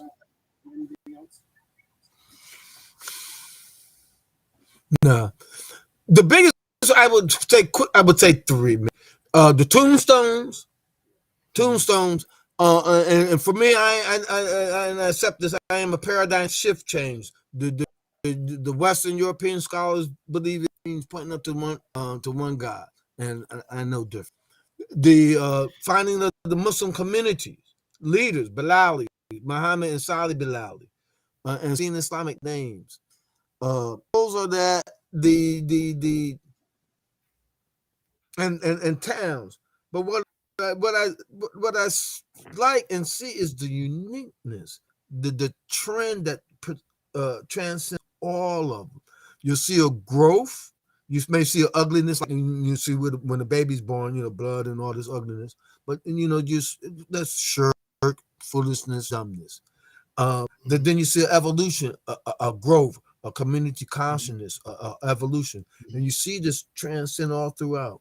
Another thing I see unique with African American people, and you see it in our community, is a streak of independence.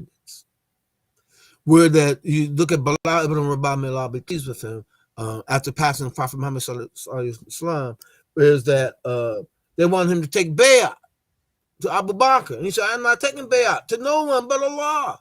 The Prophet's gone, they ain't taking bay'ah to no one but Allah. I will serve you, I will do battle with you, but I take bay'ah to no one but Allah." So it was a self-independent relationship with Allah. Allah said that He's closer to us than our jugular vein.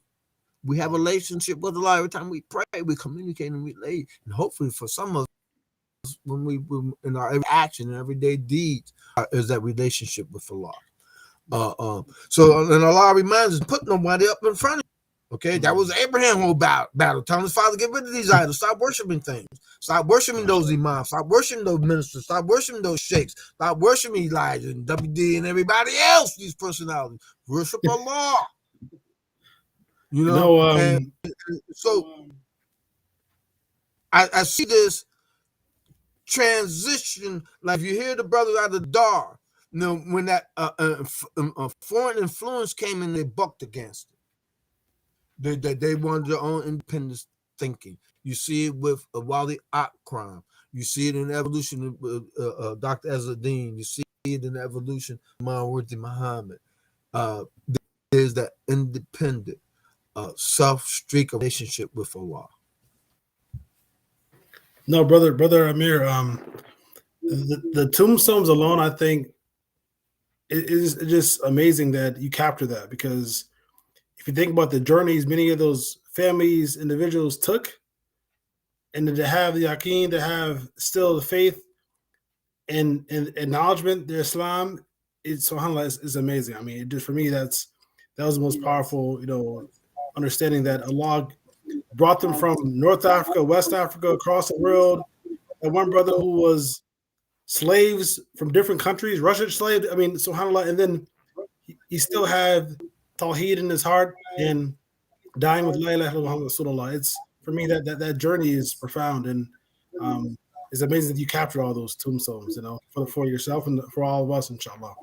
Another question I had, brother, we got from a post here, was regarding specifically, what can we do to help promote Islamic American history in our schools? And are there specific texts that you would recommend for Islamic history in our schools? There's a few. There's a few. I don't want to leave the screen. I can't think of it of the book. There's a few, and they're getting better. People are getting better. That they're educational books. I come from that independent streak. I don't trust these new breed people, because they're coming with their own slant to write our story out, the whitening of the Islam in America. A lot of people don't like that ugliness. When Elijah was calling these people acting like devils, like Frederick Douglass called them, like Harriet Tubman called them, when they was acting other than what the book tells them. Just like when a Muslim act other than what the book tells them, they acting like shaitan. You know, so back in those 60s, 50s, and 40s, they was acting like this, so it's calling it into the consciousness. So some people got offended because we wanted to love something other than ourselves. You know, so so the books. The other thing that we've been pushing Islamic Heritage Month.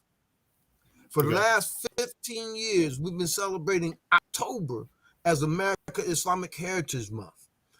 We go throughout the whole month, sharing throughout schools and our places about the history of Muslims in America. And Canada has inspired and took the whole country celebrate October as Islamic Heritage Month. What we're doing here in America, I'm seeing a few people are starting to pick it up, but they're doing January, July. They're doing whatever they feel, whatever somebody spends. Reason why we got October, because if you go look at it, at least 5 to 6 Islamic leaders and events happen in October. Imam Jamil Amin born in October. Prince of Enslaved Abdul Rahman got freed in October. He was born in October. Elijah Muhammad, W.D. Muhammad. A few other things happened in October. But I say that will help bring about awareness. There's, as for college people, I like old school books. Africa Remembered by Philip Curtin. He goes into the areas of the tribes, the Bilali Muhammad, Salih Bilali. Another book I like. I like Carter G. Woodson book, African Heroes and Heroines. In that book, he talks about Muslim leaders in West Africa during that time. And you can see some of the wars where that if you could identify when your ancestor was brought here, like I know my African woman that was brought here, she was born in 1753. I just can't put the time exactly when she came, then I can almost place what war was that stimulated and brought her over. Alan Austin does a decent modern job on it. There's no one book that I've seen. I had someone work on a book for us, a teacher's guide, years ago, but I was younger and dumber, and I could see, and then a lot more information came. Hopefully, maybe someone will work with us to tell our story. You know, it's important to be inclusive of everybody. But in that inclusiveness, we got to be that pot. We got to be that dirt. We got to be that soil where that foundation, that plant will grow from. Or it's going to be planted somewhere else. And it's not going to be a balanced plant. The earth is dark. Allah put us, we was here. And we didn't choose to come here. We stayed in Africa. You know, Allah put us in this position. You know, so don't write us out. Sometimes racism still exists amongst Muslims. During Prophet Muhammad, so Islam's last comment, his last statement was about eliminating racism. No superiority over white over black, Arab over non-Arab, and they still got that superiority mentality. Just like that, Allah told in the Bible says what? What's the first commandment? Do not put up no engraven image. I'm one God. I'm a jealous God. You know, he tells us this, but what they do, they give us a white man as God. Give an image of Jesus as God. Then some of us black ones want to give us a black one. None of it. None of it. SubhanAllah. You know? But we got to do, just like we make tough, counterclockwise, we got to go counter this culture. It's like, what is it, music, TV, and all these, the culture stuff. We got to come controlling our own culture, our own dominant, you know, or somebody going to take us out. And we are very, if you look at it, you know, like I thought I alluded to it, but I didn't say it. You know, years ago, over 1,200 years ago, there was an African scholar, got a long name, so it was one part of his name, Jazir. He wrote over 122 books. In one book, he described the African people as people being rhythmic, got the ability to speak, got the tongue, and can dance in sports, and a few other things that are still characteristic of us. You see Malcolm X, like him or not, Farrakhan, Siraj Wahaj, Martin Luther King, Frederick Douglass. Look at the orators. And not talking about the rhythm and sports people, but you look at the influence about Muslim hip hop. It was more pure and more positive years ago, but we allowed somebody else to take over our culture. Allah didn't make us here to be followers of the world. He brought us here to be leaders of the world. We ain't leading. We following. It's time for us to lead. Time for us to be loud. Wake up, everybody. Yeah, mashallah. I mean, obviously, going against the grain, being clear and strong on our own Islam and not following people. That's things that we all can benefit from. And obviously, a lot of the brothers and families we support are new Muslims, and so a lot of this history, truthfully, is very important for them to understand as well, right? Because sometimes putting the puzzle together, I'm the descendant of African slaves. Others may be descendants of other people, but knowing your history is profound. Is even the brothers who are from the subcontinent, Pakistan, India, right? Knowing their history, how they came here as well, is very important to know. The fact that Allah brought you here eventually. But I had a question, brother. What were the Algerians fighting the Civil War for? Why did they come? Because it didn't make any sense. For their freedom. Remember that we was oppressed, but man, that people wasn't really free, man. They ain't free today to think the way they want, act the way they want. So a lot of them was for their freedom. Not only Algiers, Libyans, but a lot of them was also sellers. The Lebanese was also sellers, and they used the water on the Mediterranean, so they used to travel and sell. You brought up something that went Pakistan and Indo-Pak. It is important about history. I was in Canada giving a lecture one day, and this Pakistani kept saying to me, questioning me, when did y'all get the Quran? When did y'all get the Quran? So I had to think about it, okay, we had it in the 30s, but we didn't use it. We didn't use it till 1975. And so then he explained to us, he said, look, in Pakistan, they didn't get it till 12 years. They had it, but they were dealing with fiqh and sunnah. They didn't deal with that. I said, oh. I said, we did the same thing, but shorter. With Elijah, we didn't deal with the Quran, He did some fiqh as far as morals, do not steal, do not lie, do not backbite, something. He cleaned this up. He did some fiqh stuff, okay? But he said he put us in a woo state. So then later on, when the Quran came, I said, oh, so this is a natural growth. There's certain things that we study history, we see a natural growth of natural instinct in it. Like one thing with my father. I think my father, I don't know what grade my father finished. Maybe 5th grade, 6th grade. I don't know. But when I look at some of his army record, my father had administrative skills. He has self-reliance skills, management skills, and all this was innate in him. My mother family and them, there was people that took care of white folks' houses, cleaning the houses and cooking it. And when I got of that innate skills, I had cousins that knew how to repair houses. I knew how to clean floors, get on my knees and clean floors, sand floors, paint rooms, And so one day when I was struggling in my lifetime, I needed some cash flow. Which one of your favors of your Lord you deny? I picked up and cleaning up the floors, painting walls, and getting paid. And in fact, tell you the truth, more money doing that stuff in my lifetime than I did before. I lost my soul.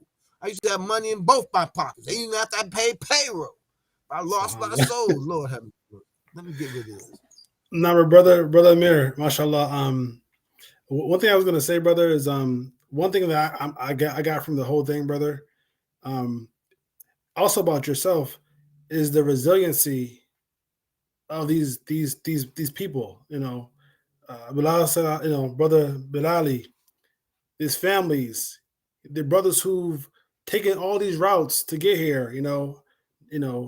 Even the slave trade all by itself, the resilience of the people to come here and still have strong hope in the law, and more importantly, have firmness in their deen. So for me, the message to myself, and maybe hopefully, inshallah, all that is here, that never give up on the hope of Allah, and if these brothers and sisters can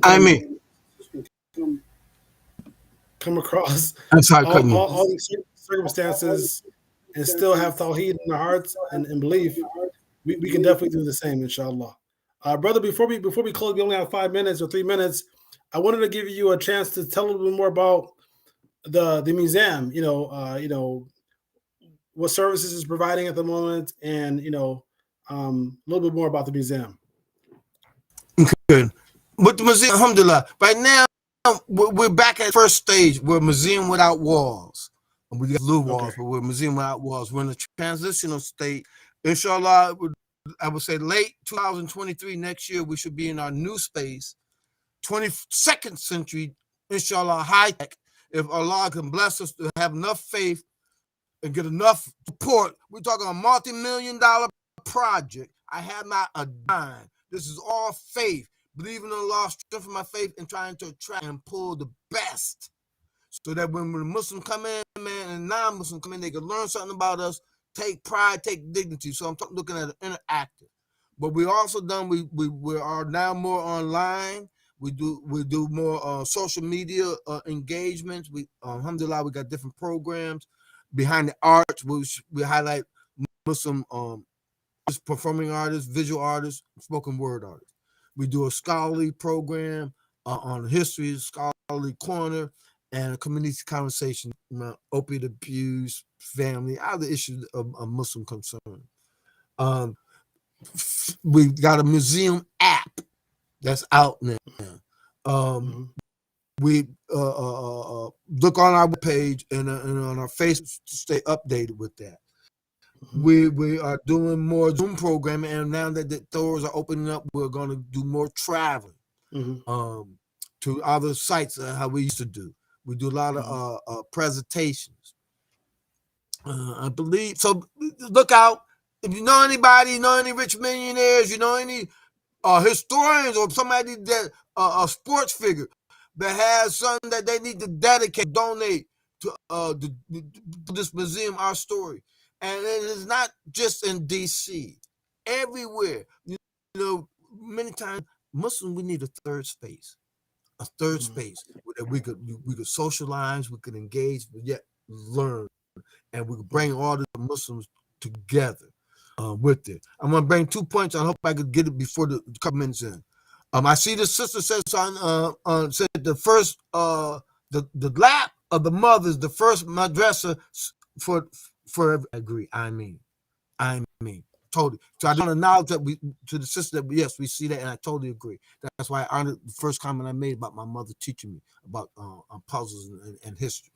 The second thing I wanted to bring out about Yusuf in the Quran. You know, we see the story about Yusuf, his brother, and his jealousy, son, and going to jail.